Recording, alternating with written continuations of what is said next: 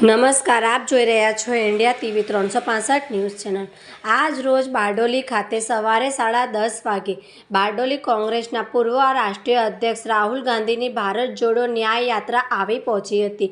ન્યાય યાત્રામાં ગુજરાત પ્રદેશ કોંગ્રેસના અધ્યક્ષ પરેશ ધાનાણી, માજી કેન્દ્રીય મંત્રી અને ખેડ બ્રહ્મના ધારાસભ્ય તુષારભાઈ ચૌધરી, ધારાસભ્ય જીગેશભાઈ મવાણી, શક્તિસિંહ ગોહિલ, ભરતસિંહ સોલંકી, ગુજરાત કોંગ્રેસના ટોચના નેતા તથા ગુજરાત પ્રદેશ મહામંત્રી દર્શન નાયક, માંડવીના પૂર્વ ધારાસભ્ય આનંદભાઈ ચૌધરી, સુરત જિલ્લાના કોંગ્રેસના હોદ્દેદારો, બારડોલી કોંગ્રેસના હોદ્દેદારો, કામરેજ તાલુકાના હોદ્દેદારો, તાપી જિલ્લાના હોદ્દેદારોની ઉપસ્થિતિમાં બારડોલીની આજુબાજુ ગામડાની આમ આદિવાસી ગરીબ જનતા બારડોલી સ્વરાજ આશ્રમ ખાતે ભારે જનમેદની ભીડ ઉમટી પડી।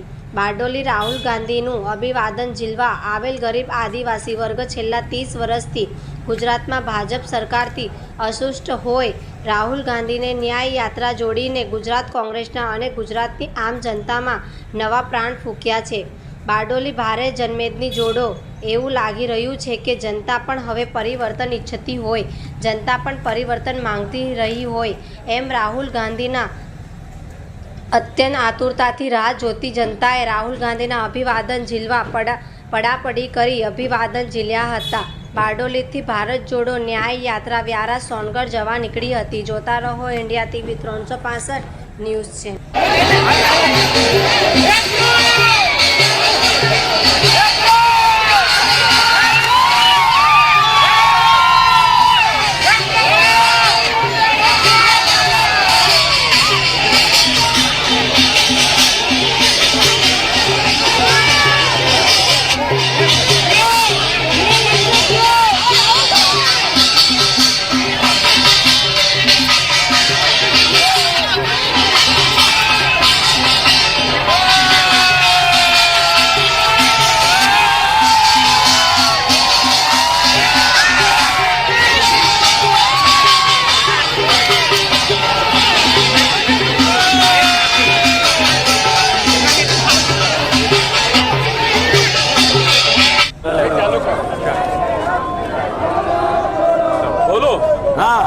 आज रोज सरदार वल्लभभाई पटेल कर्मभूमि पवित्र भूमि बारडोली खाते राहुल गांधीजी भारत जोड़ो न्याय यात्रा लेने આવી રહ્યા છે।